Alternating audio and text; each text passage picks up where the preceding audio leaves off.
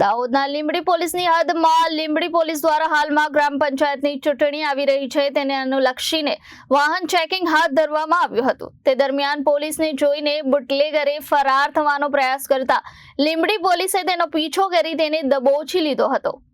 ગ્રામ પંચાયત ચૂંટણી અનુસંધાને કરેઠ police post ઉપર વાહન ચેકિંગ દરમિયાન રૂપાખેડા તરફથી આવતા ઇકો કારનો ચાલક વાહન ચેકિંગ થતું જોઈને દૂરથી પોતાની ઇકો કાર વડાવી લઈ કંબોઈ ગામ તરફથી લીંબડી દાહોદ મેઇન રોડ થઈને રોખડી ગામ તરફ જતા દરમિયાન પીછો કરીને તેને પકડી પાડવામાં આવ્યો હતો।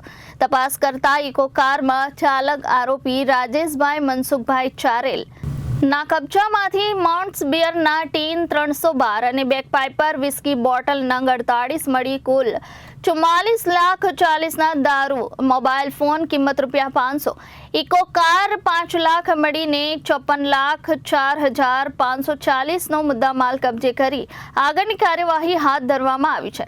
લીંબડી પોલીસને સફળતા મળી છે। હાલમાં ગ્રામ પંચાયત ચૂંટણીની જાહેરાત થઈ છે ત્યારે પોલીસે તમામ રૂટ પર ચાંપતો બંદોબસ્ત રાખી રહી છે ત્યારે પોલીસ દ્વારા ચેકપોસ્ટ પણ બનાવવામાં આવી રહી છે અને લીંબડી પોલીસને આ અંગે સફળતા મળી હતી। Bureau report Janadesh news Dahod.